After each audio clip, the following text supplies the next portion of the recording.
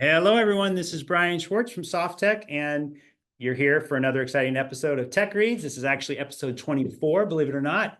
And I'm very excited. Today we have JC Chamberlain joining us from Virginia. He's visiting, and he wrote a book called Antidote, a new emotional wealth framework to build resilience. So we're going to be talking about that. We also have Bob DeMuschel here as the president of SoftTech. Bob, do you want to say anything about SoftTech before we get started?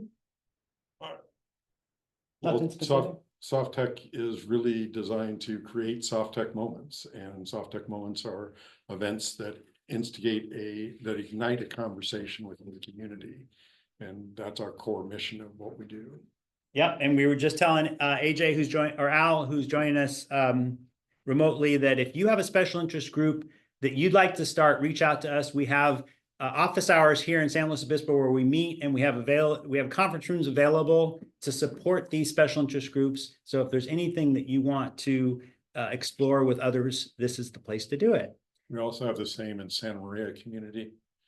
And that's right. Down there, we're doing like Idea Lab and biotechnology and cybersecurity and those types of topics. So the program exists in both of the communities. Yep.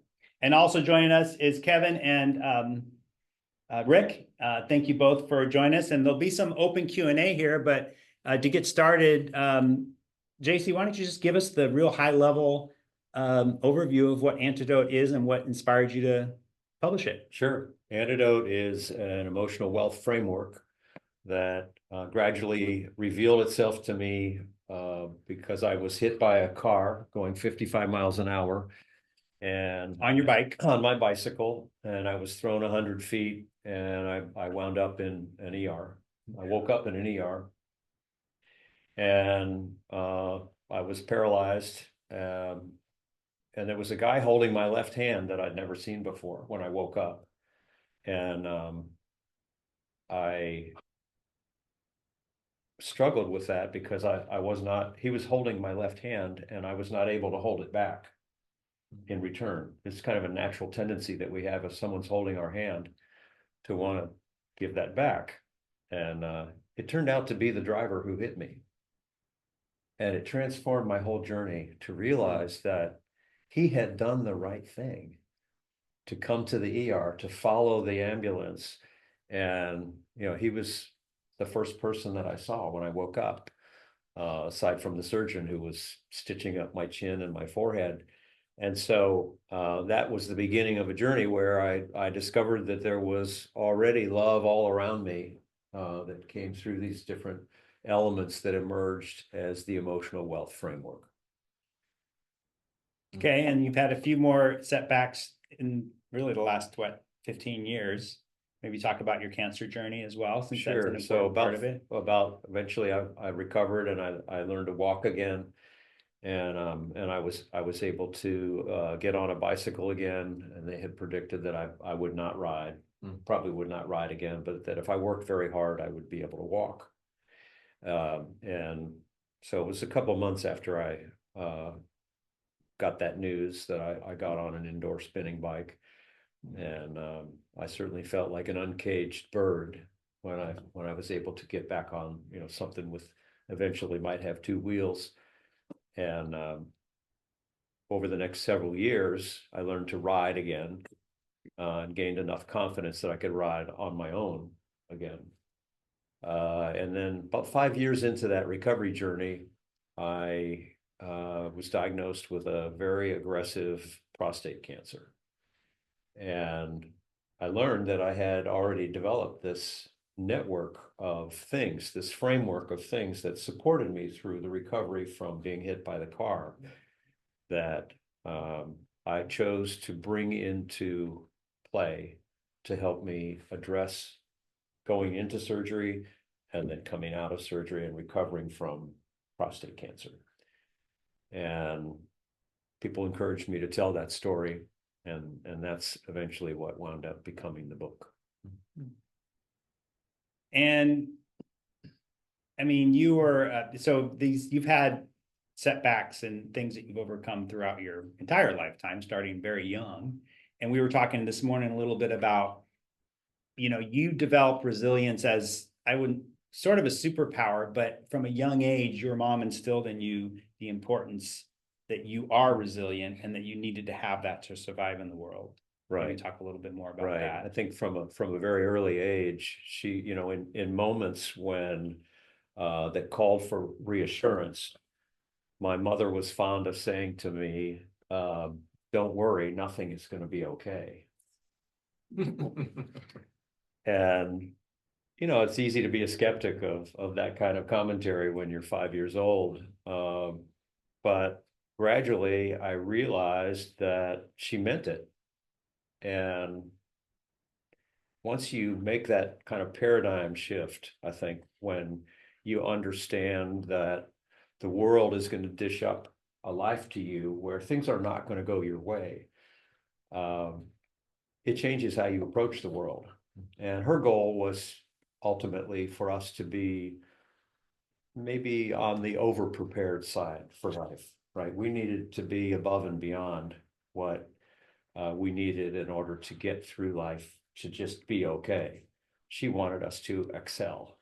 And she was a person who wanted me to know 7,000 words before I was 7 years old. And standing on our 10th floor balcony, looking out at New York City on the Lower East Side of Manhattan, we surveyed a lot of humanity from that viewpoint. But her comment to me was, there are only 500 people on the whole East Coast of the United States who are leaders. And she said, you are one of those leaders. No pressure, 5-year-old, right? But that's the culture that I grew up in, was that almost to a degree that whatever I did, it wasn't enough. And so I think I became competitive, and maybe ambitious is the right word to say, because she instilled in me a certain mindset from the very beginning.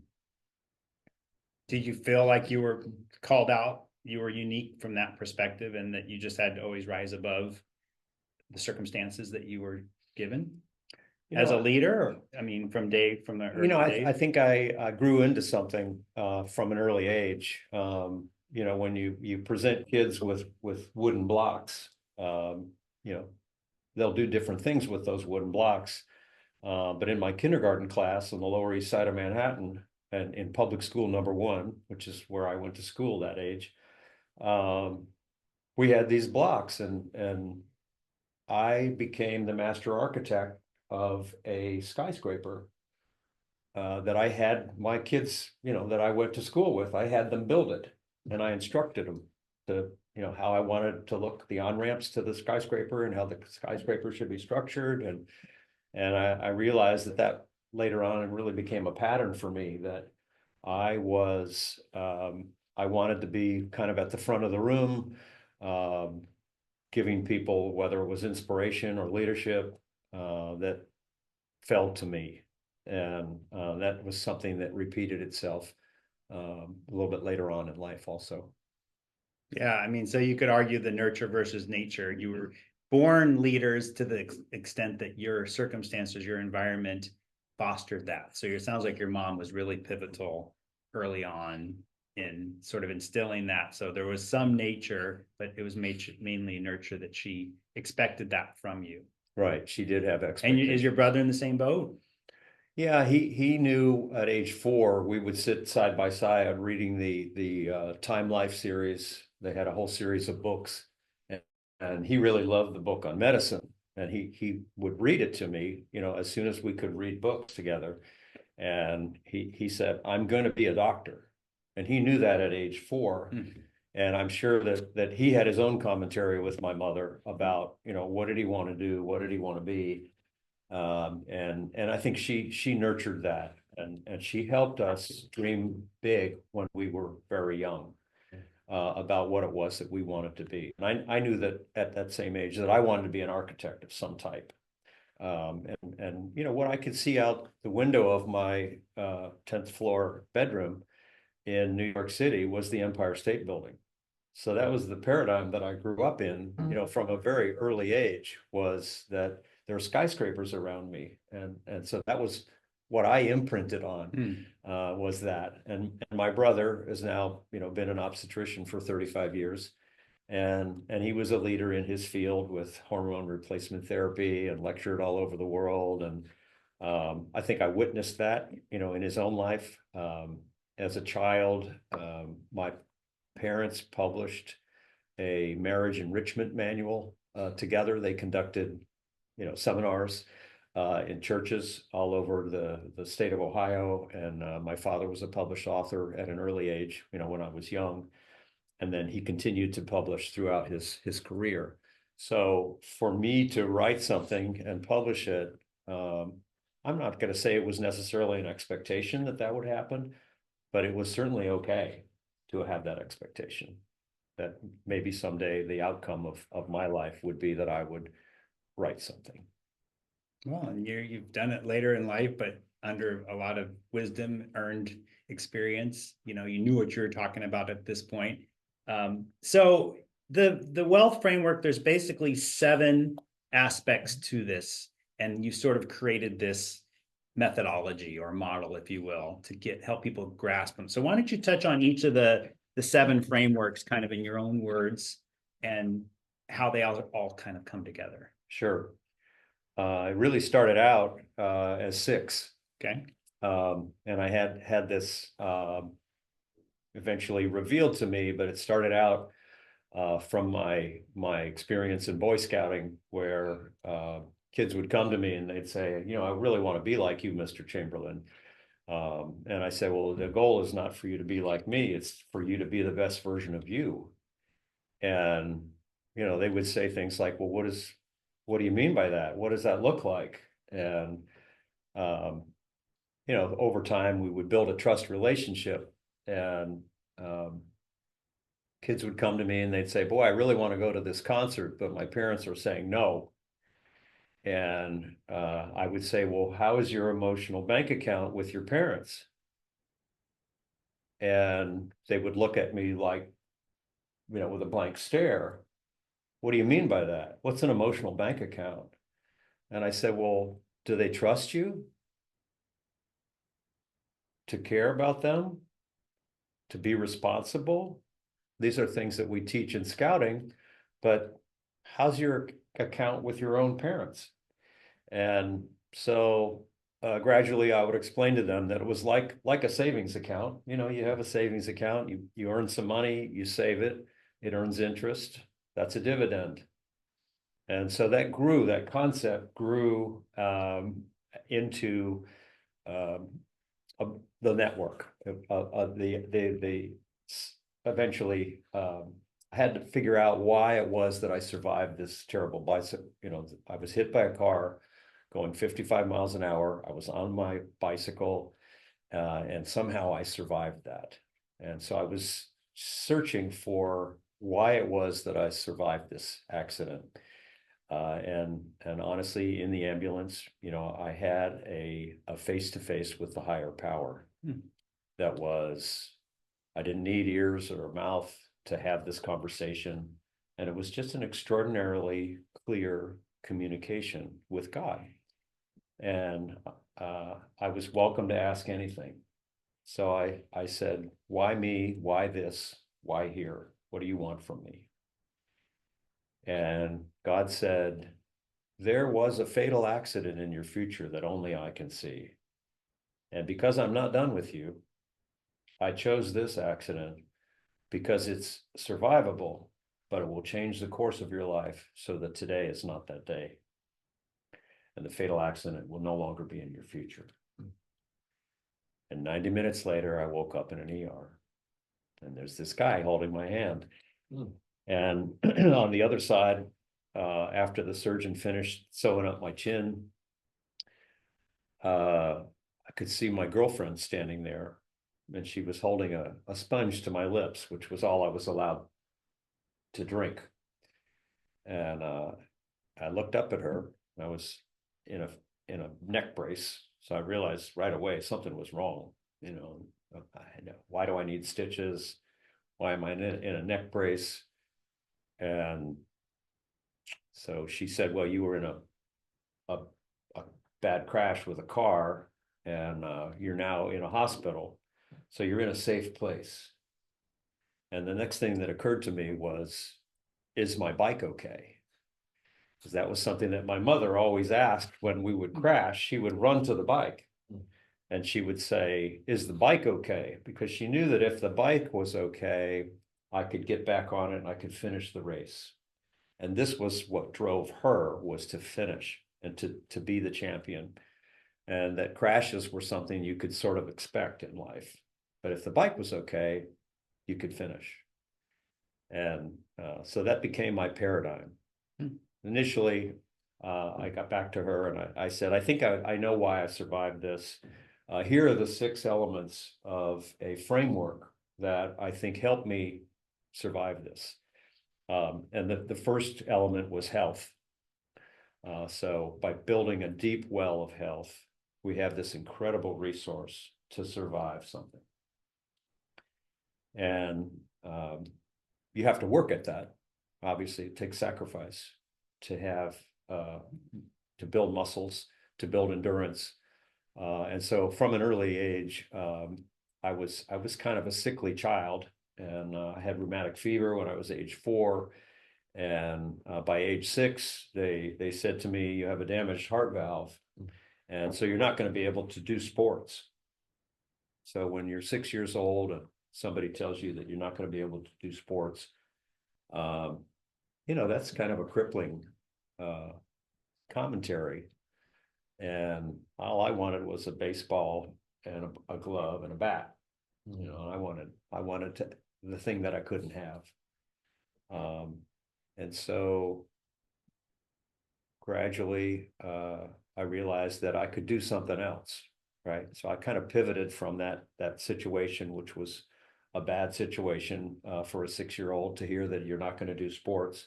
So at age 7, I dragged my parents to the orchestra demonstration at that was at the local high school, but of course I was in elementary school at the time.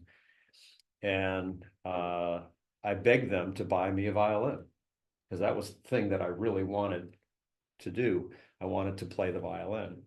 And they said, well, we're not going to buy you one, but we'll rent you one. And so we rented a half-size violin, because I was a small human at the time. And then eventually I grew into a full-size violin. With it. And now I'm on my 7th violin. And it's so many years later, but I still play the thing. And that introduced me to this whole concept of lifelong learning, which is the second element, is the learning bank. And what I discovered is that through life, we can learn our way out of practically any situation. And now we have these extraordinary tools where, we can hold in the palm of our hand the resources of the world. And we can learn about anything as long as we trust the information that we're learning. And so that became the second element of this framework, is health and now learning. And a lifelong learning allows us to get back from setbacks or get out of a situation that we consider to be unpleasant. And I think that the traditional definition of the word antidote is something that is unpleasant or dangerous, right? It gets resolved by an antidote. And so this framework evolved into an antidote for the things that ail us or for the setbacks that we experience in our life. But the antidote's within us. The antidote is within us. The abilities are within us for all of these things. Okay. So I said to her, health, learning, earning, giving, love, and spirit, a connection to the divine. And I was raised on all of that. So I sent it off to her and I said, I think I've got it. I think I understand why I survived this, because I've identified this framework of things that have been at work in my life all along. But now I really need them, and they've helped me survive. And she's typical of my mom. What I did was never enough. It was never good enough. And so she said, these are great, but you're missing one. And I said, well, what's that, Mom? And she said, your dream bank. She said, without your dreams and your aspiration, you have nothing. It's actually not the last element of the framework. It's the beginning of the framework. I thought I was going to tack on dreams to the end of this whole thing. And she said, no, it's really central to everything that you do. It is what allows us to get out of bed in the morning, is because you have a dream. It's not fear necessarily. It is your aspiration. And once you aspire to something, then you can be inspired to identify goals and a path. And once you have identified through your inspiration a specific path that you want to travel, then and only then can you sweat it out. And so that's the perspiration. So you have aspiration, inspiration, and then perspiration. And that's the essence of the dream element of the emotional wealth framework. Yeah, I mean, I do think that that's sort of we were talking earlier about, where does aspiration come from? Well, I think you've hit it on the head, that you have to aspire for something, for some vision of what you see as possible. Otherwise, it doesn't just, it sounds like you basically always had goal after goal after goal, and now you're trying to do the fastest mile, or sorry, the fastest hour, right? That's your goal, current goal. Most distance in 1 hour. Most distance in 1 hour. So he's on a mission right now to do this, what, next year or the year after? In 2027, Okay. I'll turn 70. And at that point, then I'll be in a new age group, because the world records are kept in 5-year increments. And I went for this at age 54, because that was an aspiration that I had after a 5-time national champion in 2 sports. And so I had achieved a lot in my life, and I did not need one more medal, from a criterium race or a road race, or a rowing race. I decided that I wanted to go for something that was a kind of a career penultimate goal of riding my bicycle the most distance in 1 hour for my age group. And because a world record. It's a world record. Yeah, that's right. And it would also address a national record. If I was able to do that, obviously I would become the national record holder in the same area. So it's a race that's you against you, right? It's you against the clock. And there's no other measure for that. It's just distance in 1 hour. And so it took 5 years to train for it. And I had, over that time period, I rode about 15,000 miles a year during that time. And which is like 3 to 4 hours a day, like 5 days a week. If people want any sort of that's right. measure of how much riding that is, it's insane. And it was not, I was not a stranger to that kind of volume, if you will, in terms of my athletic activities, because I was a amateur and professional cyclist in my teenage years, tipping over just slightly into my early 20s. I had ridden about 400 miles a week over those 10-year period. And some years it was more than that. Pro cyclists ride between 15 and 20,000 miles a year.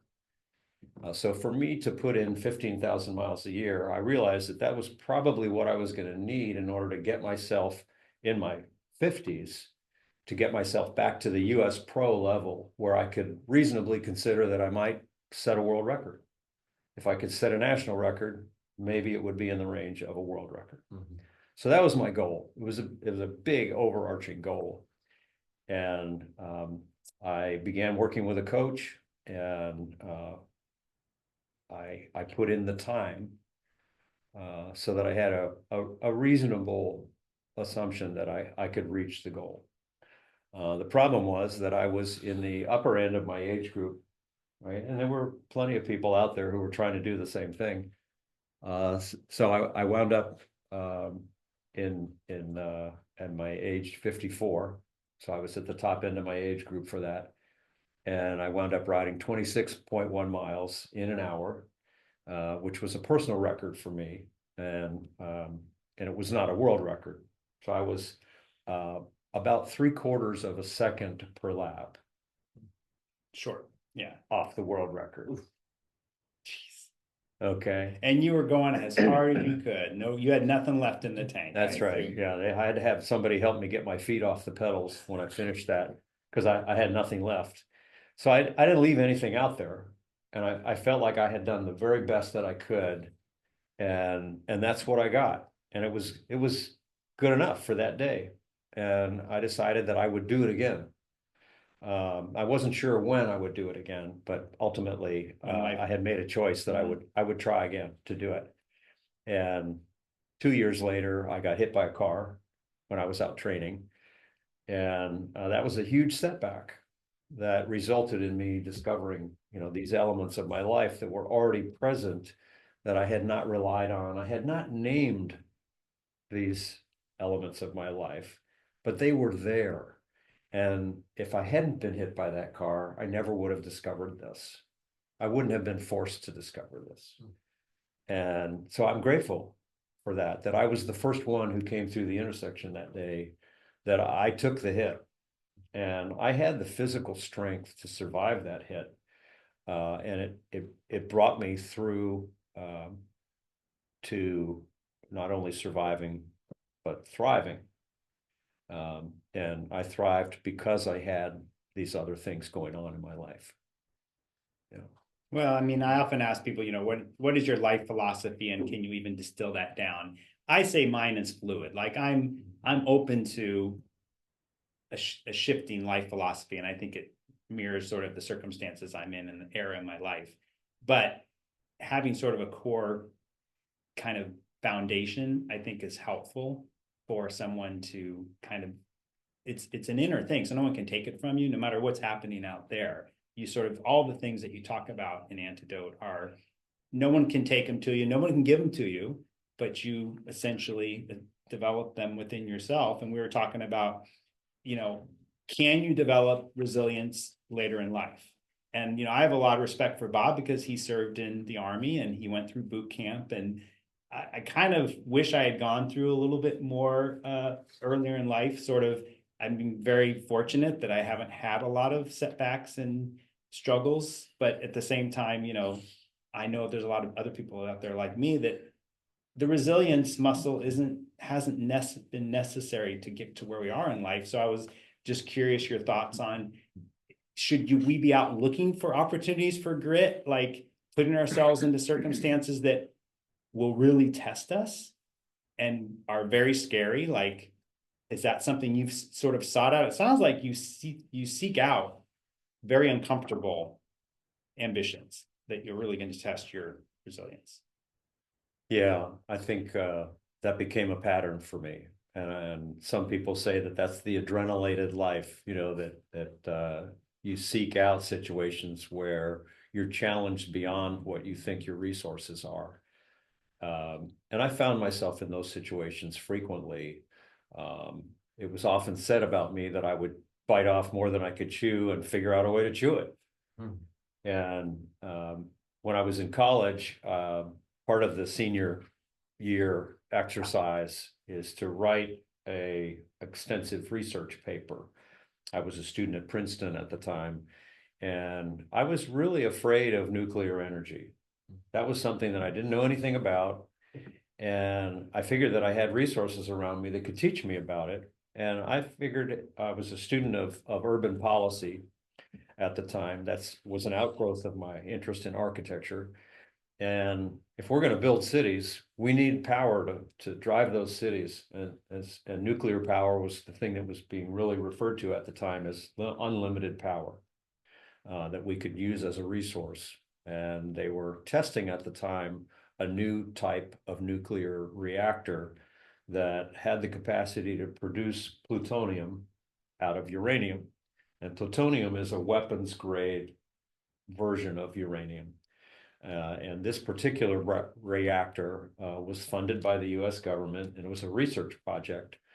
And being in the politics department, I had access not only to engineers in the engineering department, physicists, as well as policy people in the politics department. And so I chose advisors from both of those disciplines to teach me what I needed to know in order to bring some sense to all of that. And that was way out of my comfort zone. So this was an example of me doing exactly that.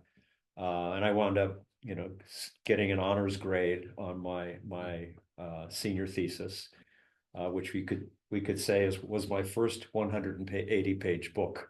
Well, and it doesn't need to be a physical challenge. It can be a Right. mental challenge. I think that's an important distinction because we're not all going to seek out the world fastest, hour. And I think that it's comforting to know that you can pick a mental challenge, and maybe it is what scares you in the world, right? Right now, there's a lot of things that are scaring a lot of people, and it's a good opportunity to dive deeper into those and really understand them, because you came out of that feeling better about nuclear energy, I assume. Right. Because you knew more. And I nearly charted a career in that because I then had a sense of what was good about it, and balanced that with what I was afraid of. And Virginia is going to be the nuclear hub, it sounds like. All these Sounds like data it. centers are building their own nuclear reactors. It's kind of crazy.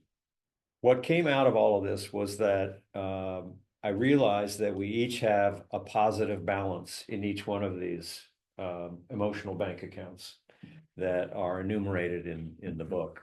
And it comes from our efforts in each of those areas of our life, whether it's learning or earning or giving back or building our love relationships, or having a connection with the divine that has a role, it has a purpose in our own life. And that became a huge resource for me. It is a resource that I have now, and my mission is, if you were to call it that, is to help other people realize that they too have these resources. One of the things that I'm beginning to do, as I teach about what's in the book, is we've created a life satisfaction quiz that is called "Are You Wealthy and What Matters?" And we take the 7 elements of the Emotional Wealth Framework, and we ask people to look at each element of the Emotional Wealth Framework and give themselves a grade of 1 to 5, how you feel about how you're doing in each of those areas of your life. Are you building good relationships? Have you done the right amount of earning? Do you give back?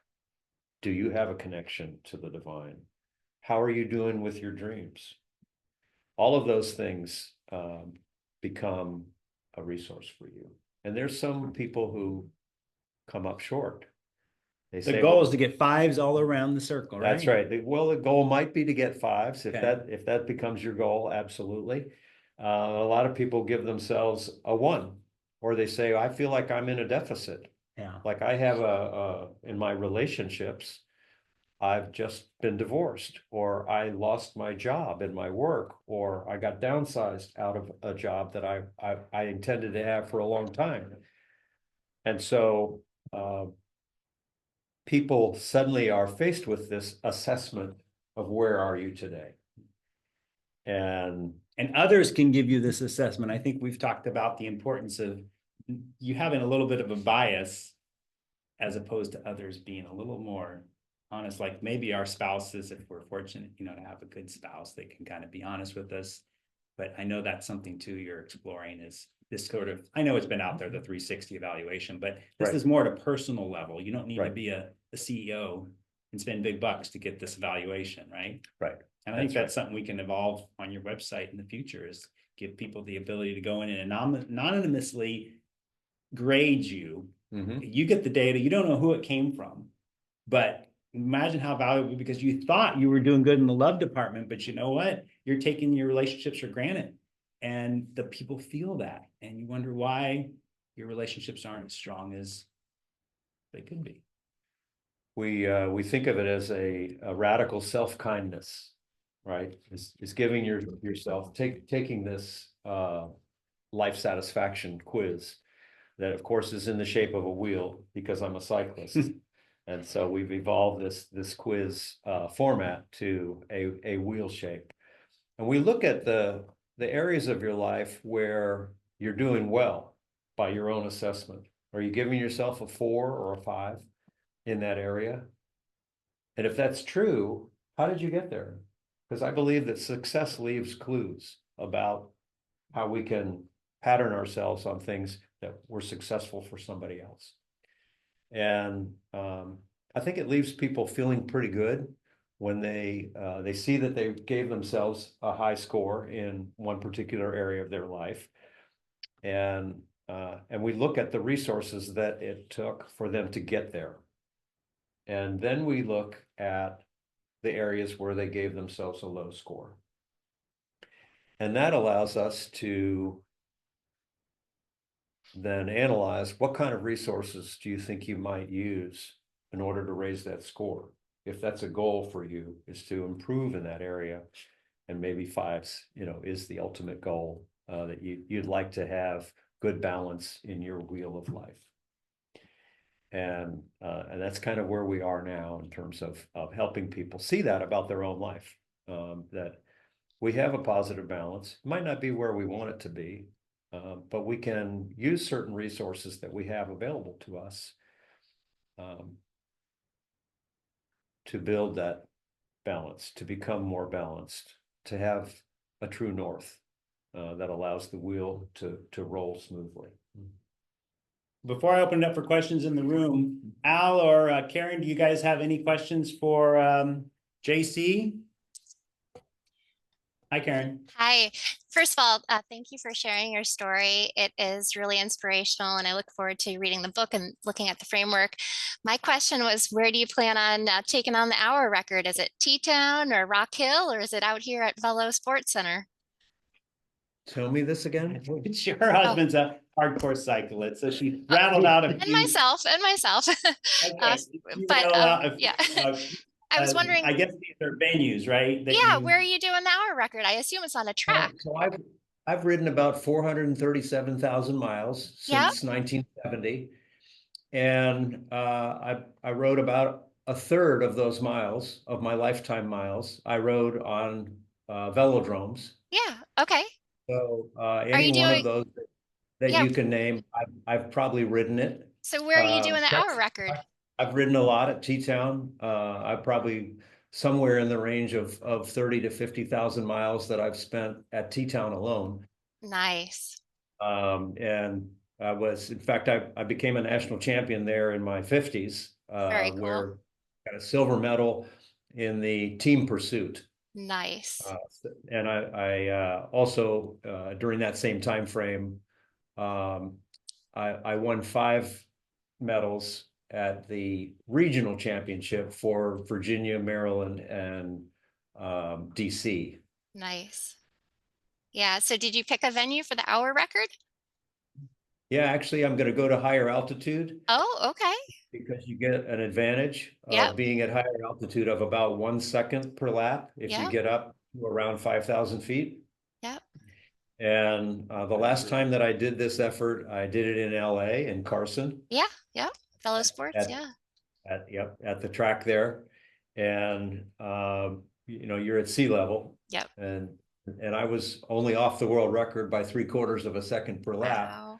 So it's possible, right? Awesome. And the conclusion that I came to at the end of that effort was, we wound up here in Carson at the track. And if we'd gone to altitude, which was the original goal of that particular effort, I was going to go to Aguascalientes in Mexico. Yep. And that's where a lot of world records have been set.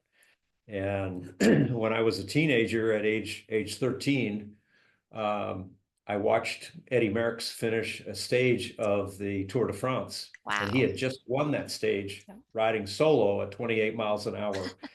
And because kids can get away with stuff, I weaseled my way all the way to the front of that crowd, and I shook his hand. Nice. Because this little kid wanted to be in connection with his energy.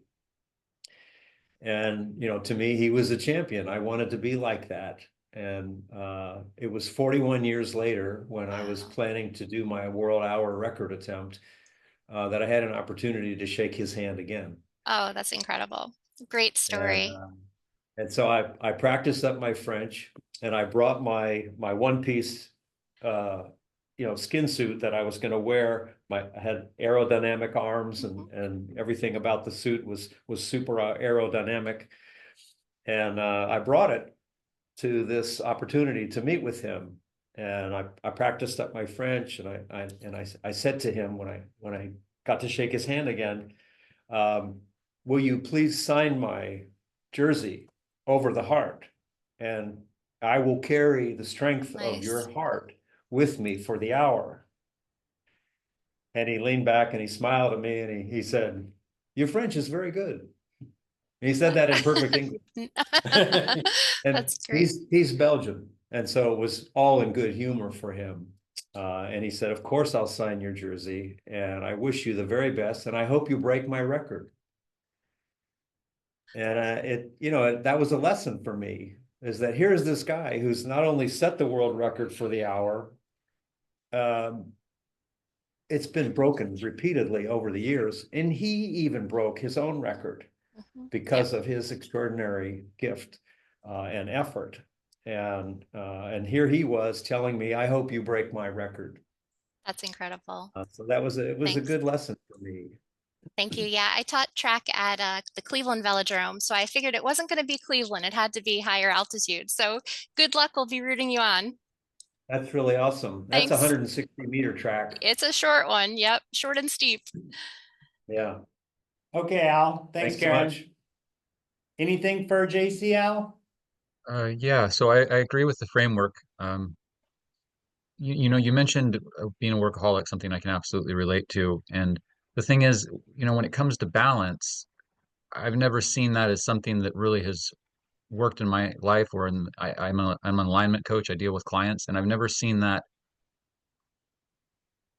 I just have never seen it. Not really. Like when you're dealing with people who are, highly ambitious, like there's going to be deficits in certain areas that they're going to want more of. Like, so often people will exceed in the work area, and then it'll cost them in relationships.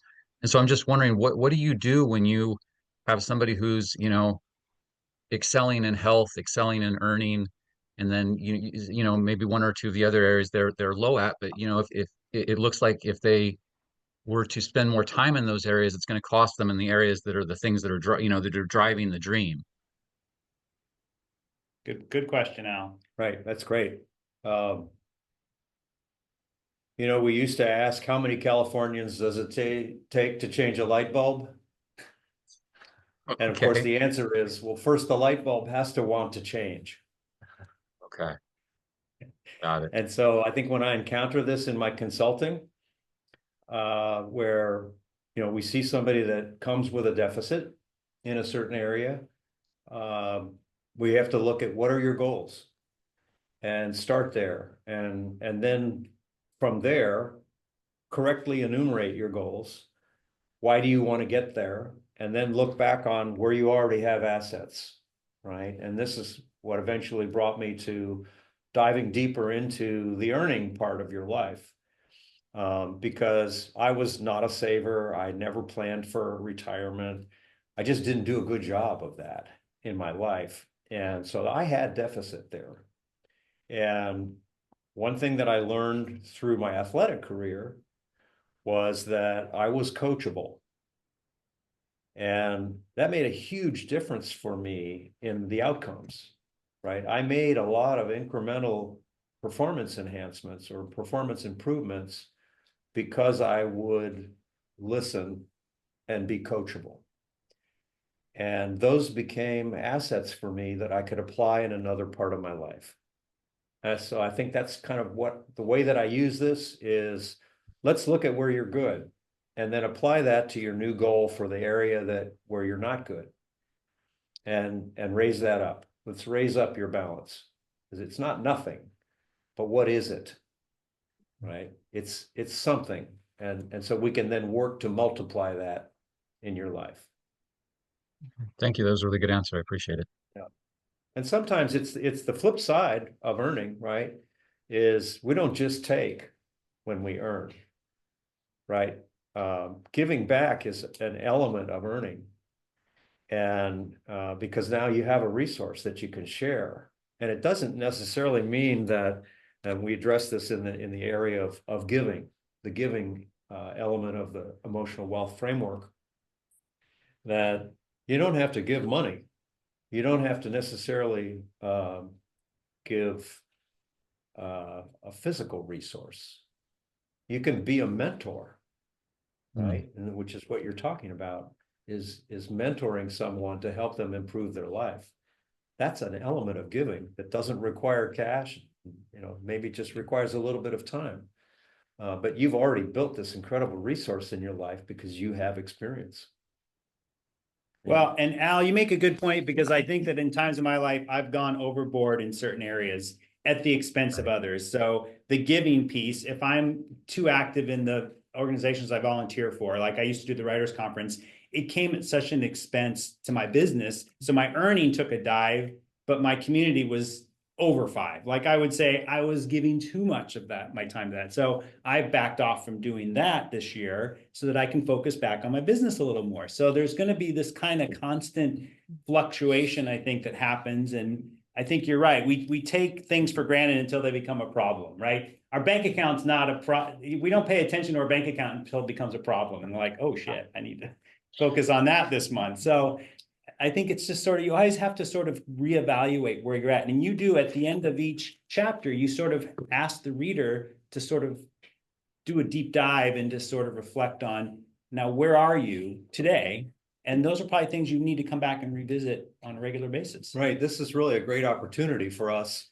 One of my concerns, and I really am grateful to you, Brian, for helping me create a book that is truly useful to people who might read it. And I think the problem with a lot of books is that we read it and we forget it, right?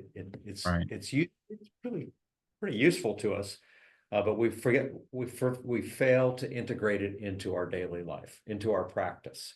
And so by providing this My Turn section, where you can internalize the ideas and the concepts of each chapter as you go through the book, it gives you an opportunity to then set in place a way to embed these ideas in your own life.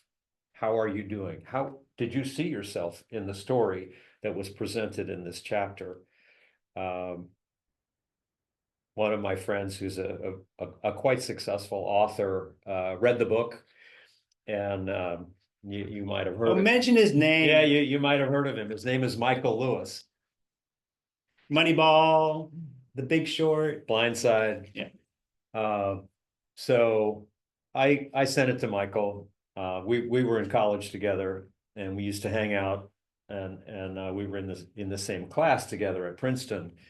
And he went off and went into finance and had this amazing career as an author. And so I asked him if he would read the book, and he agreed to read the book.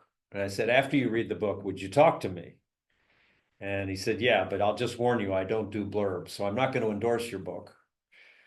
And I said, yeah, that's fine. He said, I just said, I want to be able to talk with you about it. And he said, the problem with your book is that it's like Brett Favre teaching you to be a quarterback. You have these skills. I've known that since you were in college. You have these incredible physical resources, and your determination is extraordinary. And okay, I get all that. And, it was good feedback from him. But the reality is that because we have this device in the book called My Turn, you can take this framework and you can really use it in your life. The stories are just a vehicle for you to see a way to your own path. And I think that's what I love about how this turned out, because I just had a manuscript when I met Brian. Now he's got a workbook / manuscript. And now we have a downloadable workbook in the Kindle version. And if you get the audiobook, it's a downloadable workbook. And so and of course, if you buy the print book, you have the book. And it's a way for you to make it your own, which I think is the message of the book. is not that this just happened to me and I'm not preaching about it.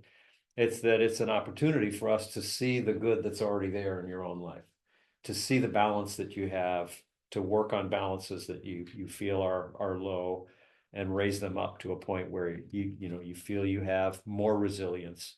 And that's why we chose the format of the title. In the room. I'm curious about the title.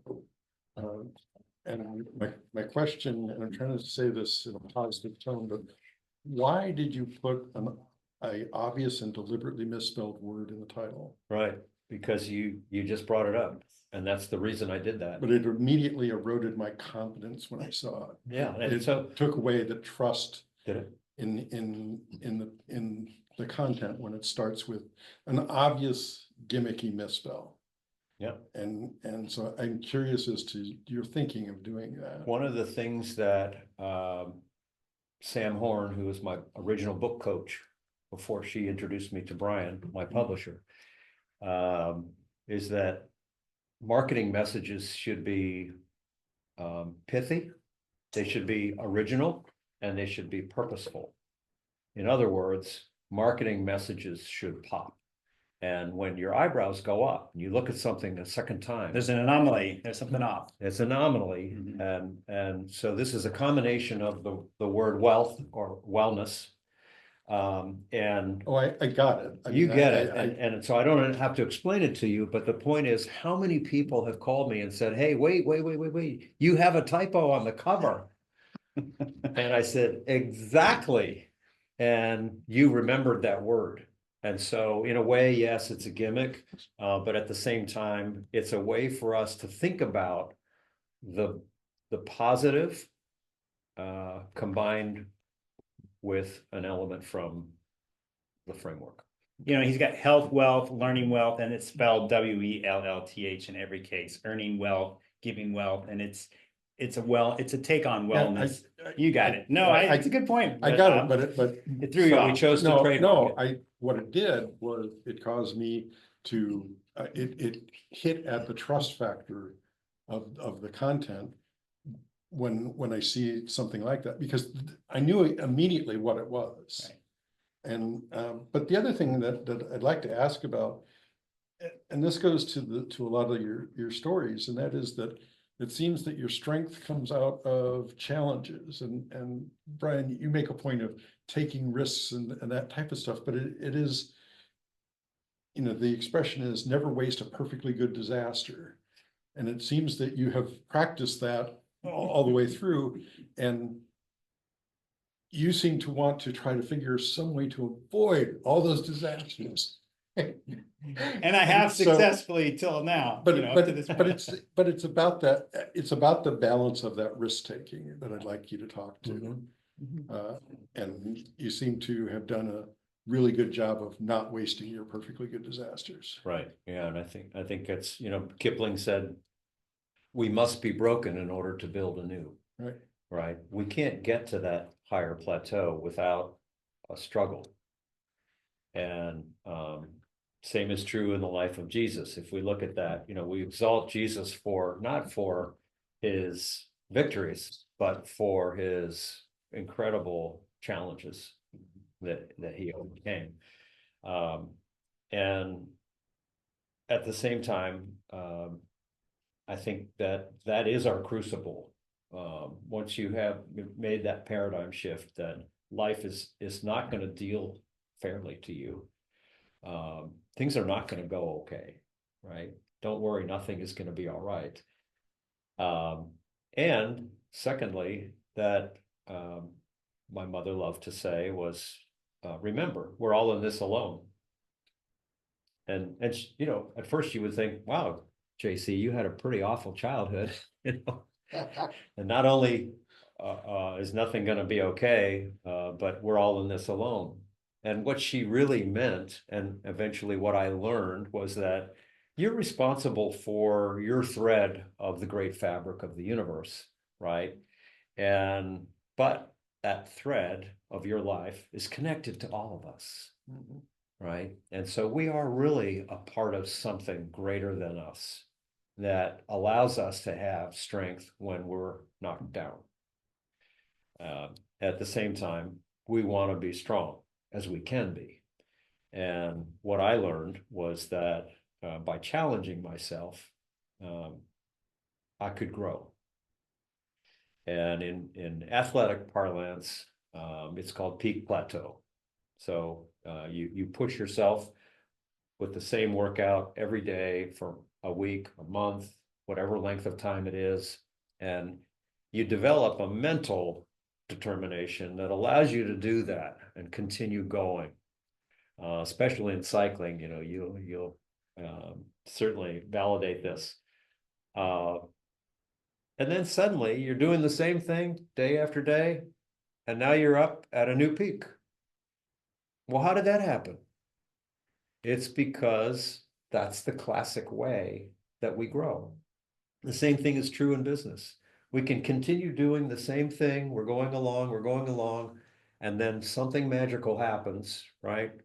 Like Steve Jobs said, you know, where the great idea meets a mass market, right? Your timing, what Bob says, it's one of the 3 T's, right? One of the important Timing. things, or one of the, luck is, well, luck Right. and timing, that go hand in hand. And Malcolm Gladwell talks about this And talent and in Blink and in Tipping Point, and Outliers.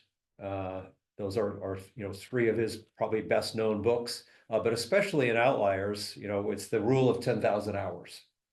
And I realized in when I turned 49 that I wanted to go for this world record thing because I had done everything else in cycling, right? And I still wanted to challenge myself to do something in my adult life. And so I went down that path, and it took me 5 years to get to enough volume in my adult life where I could reasonably pursue the world hour record. But I had to use that same phenomenon of continuing to do what you're doing today, and then suddenly you're up at a new level of performance. And it's the way that the world is wired. That through obstacles we are able to triumph, and without obstacles we just muddle along in the no wake zone. well, you figure out what doesn't work, right? In business, a lot of it is just finding out, well, that didn't work, and you eliminate more and more things that Did don't it work. not work, or was it one of the steps along the process? I think that's the correct assessment Yeah. right there. Okay, It's a step along the path. It's not necessarily a failure. I don't believe in failure. yeah, I know, I love that. Um, You either learn or you succeed. no, you either succeed or you learn. That's right. I think in the chapter on learning wealth, you know, we have this paradigm. Was it learning? Where do we have the rethink? You have to watch your time. And Yeah, we're right at the hour, but while you're looking Okay. for that, Rick, you've been quiet. Any last questions? Not long ones, but No, I Comment? enjoy Okay. these because I place myself and determine where I have deficiencies and where I don't. In these, it's education, and I appreciate this. I may have several deficiencies. actually it's earning. It's earning. Okay, that's it. Yeah. And he has a flywheel, and it's sort of this recurring thing in business. I think, because you talk about, I mean, you blend some of them. I was noticing this morning that you definitely touch on, that's the little graphic in So there. that's it, and you'll have an opportunity to read this, but it's the innovation cycle in business, which allows you to fail fast. You think about a new problem, you confront it, you come up with a solution, you go, hey, we got it. And you realize it's not optimized, it's not working. And so what we learn in life is that it's not about the things that you necessarily hold on to, it's your ability to let go of the things that aren't working. And I think that's something we can apply very broadly in our life, but especially in business, that is the innovation cycle of failing fast, finding a new solution, testing it out in the marketplace, finding out what elements of that new solution work, integrating those into the new product, and then continuing to do that process. And as you iterate that process, These are the agile companies that are the most valuable companies in our economy today, are the ones who continually innovate, and that becomes the culture of their company. And because I've spent my career in early stage enterprise, I wanted that to be a part of this, of the learning wealth chapter. All right, guys, well, we're at an hour. If you want to learn more, JC's website is antidotethebook.com. It is available Kindle, audiobook, where JC narrates it himself, and paperback, and hardcover is coming out shortly. But you reach out to him through the website, and he actually is adding a lot of resources. I think we'll set up that quiz so that people, I really think that would be valuable to allow other people to anonymously give you. So keep an eye out for that. That'll be added shortly. And otherwise, we really appreciate you being a part of this. And if you didn't join us live, be sure to keep an eye out on the meetup for our next Tech Reads, where we'll bring in another author and you can ask questions if you attend in person. So thank you, Karen and Al. Appreciate you both. Thank you. Keep Thank you. writing and Have a keep good- working. Likewise. Good luck. Thank you so much. Well, you have to buy Edward's bike.